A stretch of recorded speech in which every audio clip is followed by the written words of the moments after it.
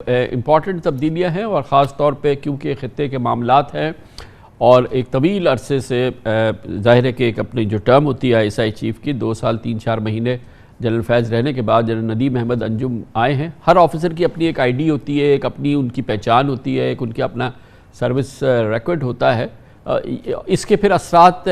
فیصلوں میں بھی نظر آتے ہیں نا, انڈیویجول کے اثرات تو پھر اور اس کی چھاپ جو ہے پھر اس کی ادارے میں جب وہ لیڈ کرتا ہے تو وہ تو نمایاں رہتی ہے.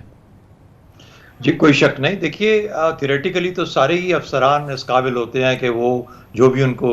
ذمہ داری دی جاتی ہے اس کو احسن طور پہ نبھا سکیں, لیکن چند لوگ خاص خصوصی حالات کے اندر زیادہ سوٹیبل ہوتے ہیں کسی بھی پوزیشن کے لیے. آج کی جیسے اب آپ نے بہت ڈیٹیل میں ایکسپلین کیا پہلے, آج کے اگر ہم 3 پوسٹنگز کو دیکھیں تو اس میں آپ کو یہ نظر آئے گا کہ جنرل فیض حمید جن کو کہ ضرورت تھی کہ وہ ایک کور کو کمانڈ کریں تاکہ وہ ایلیجیبل ہو جائیں آئندہ کے لیے آرمی کی اس کے لیے ریس میں شامل ہو جائیں چیف بننے کے لیے اگلے سال جب یہ چیف ریٹائرمنٹ کے قریب پہنچیں گے, تو ان کو پشاور کی کوڈ دی گئی. اور پشاور کی اس لیے کیونکہ ان کا تعلق افغانستان کے ساتھ اتنا رہا DG ISI کے طور پہ کہ ان کے اس تجربے کا فائدہ افغانستان میں ایز اے کور کمانڈر کے طور پہ اس کو ملٹیپلائی کرتا رہے گا, استعمال ہوتا رہے گا اور وہ بہت یوزفل رہیں گے وہاں پہ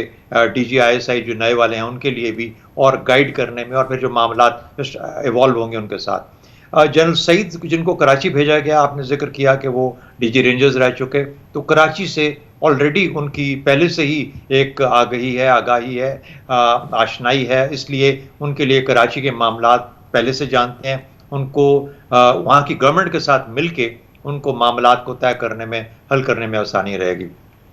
آ جاتے ہیں جو بہت کلیدی تبدیلی آج ہوئی DG ISI کی. اب دیکھیے کہ 1 سال رہ گیا ہے اب سے لے کے اگلے سال نومبر تک, جبکہ ہمارے جو کرنٹ آرمی چیف ہیں ان کا ٹینیور مکمل ہوگا.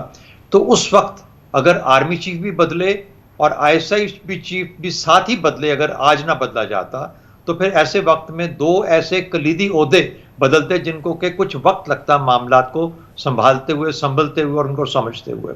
تو آج جب DG ISI بدلا گیا یا آج کی تاریخ میں, تو اس کا مطلب یہ ہوا کہ اس DG ISI کو, جنرل ندیم کو, کم از کم 1 سال ہو چکا ہوگا اس DG ISI جب اگلا آرمی چیف چینج, نیا آرمی چیف آئے گا. اس کا مطلب ہے کہ ڈسکنٹینیوٹی کسی طریقے سے نہیں ہوگی. پاکستان کے اسٹریٹجک انٹرسٹ کو, جس کے ساتھ کہ آرمی بھی اتنی ہی بندھی ہوئی ہے جتنی کہ ہماری حکومت ہوتی ہے, تو اس لیے وہ گائیڈ کرنے میں, ہیلپ کرنے میں, نئے آرمی چیف کو, گورنمنٹ کو ایک کنٹینیوسلی سپورٹ کرنے میں بہت امپورٹنٹ رول ادا کریں گے. اس لیے بہت سمجھداری کے ساتھ آج کی تاریخ میں اس وقت یہ تبدیلی کی گئی. دوسری ایک اور چیز یہ بھی ہمیں یاد رکھنا ہے کہ جب بھی الیکشنز ہوں, اگر 2023 میں ہوتے ہیں, تو یہ جو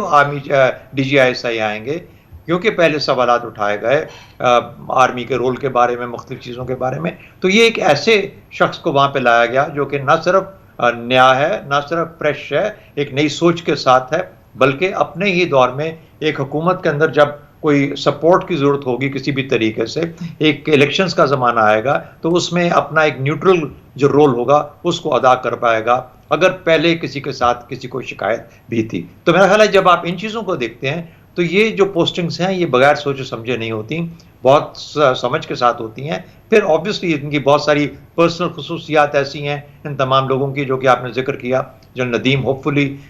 ینگ ہیں ابھی اور بہت جلدی سیکھیں گے اور بہت فریش سوچ لے کے آئے ہیں, انٹلیکچولی کوالیفائڈ ہیں. آپ نے ذکر کیا کنگز کالج لنڈن سے ماسٹرز کا ان کا, تو ایک گلوبل پرسپیکٹیو بھی رکھتے ہیں. تو جب آپ کسی گلوبل پرسپیکٹیو والے آدمی کو لے کے آتے ہیں, تو چونکہ ISI کا رول ایک ریجنل رول ہے, ایک گلوبل رول ہے, تو ظاہر ہے کہ اس کے لیے اس کو سمجھ کے اور بہت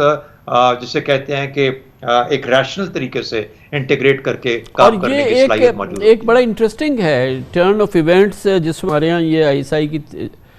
سربراہ کی تبدیلی ہوئی ہے, اور دوسری بھی امپورٹنٹ تبدیلیاں ہوئی ہیں. یہ اس وقت ہوا ہے جب افغانستان ایک فیز سے نکل کے بالکل ایک دوسرے فیز میں داخل ہو گیا ہے. اس سے پہلے کا افغانستان وہ کسی اور فیز کا افغانستان تھا, آج کا افغانستان بالکل نئے فیز میں داخل ہو گیا ہے. اور اسی دوران ایک نیا فیز پاکستان میں اور ایک نئی سوچ اور پھر اس کے ساتھ نئے حالات کے تقاضے اس کے لیے میں سمجھتا ہوں یہ بڑا احسن قدم ہے کہ ایک بالکل فریش اپروچ، نئی سوچ والا شخص جو ہے وہ پھر پاکستان کے جو اسٹریٹجک انٹرسٹ ہیں اوبیسلی جس کو جنرل باجوہ اور پرائم منسٹر لیڈ کریں گے اس کو آگے بڑھائیں، تو اس لحاظ سے بھی بڑا یہ معاون اور احسن قدم ہے۔ دیکھیے آپ نے پہلے اپنے ذکر کیا اپنے ابتدائیے میں، آپ نے کہا کہ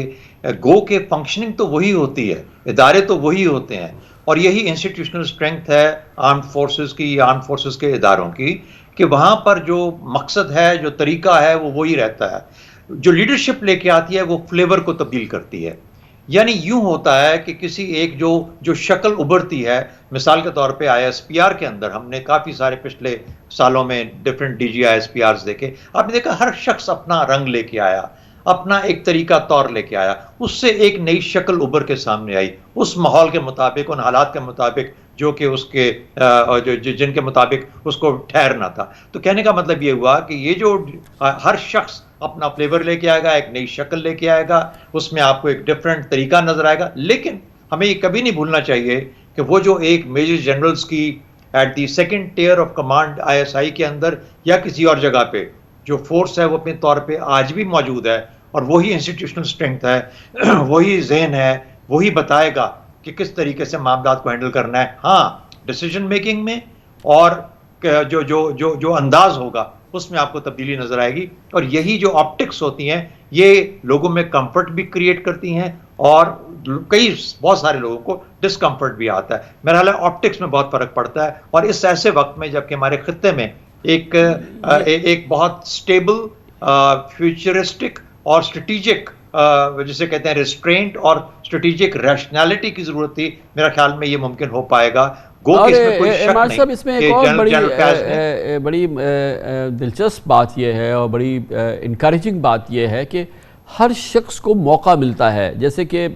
یہ 3 اسٹار لیول ہو گیا، ان کو کمانڈ بھی ملے گی، ان کو اسٹاف پوسٹ بھی ملے گی، کمانڈ کی پوزیشن بھی ان کو اس عرصے کے لیے ملے گی، اسٹاف پوزیشن بھی ان کو اس عرصے میں ملے گی، اور پھر ڈاؤن بلو 2 اسٹارز کو بھی اسی طریقے سے، اور پھر ان کی میرٹ کے جانچنے کا نظام جو ہے پھر ان کو اس لحاظ سے کم از کم 2 اسٹار لیول تک اور 3 اسٹار لیول تک کہ ان کی کیا صلاحیتیں رہی ہیں، کیا کارکردگی رہی ہے، کیا پرفارمنس رہی ہے، بہت ہی گلوریس، بہت ہی مارولس نظام ہے جو کہ فوج میں چلتا ہے، جس سے کہ یہ میرٹ کا تعین ہوتا ہے۔ بے شک بے شک، اس میں سب سے بڑا امتحان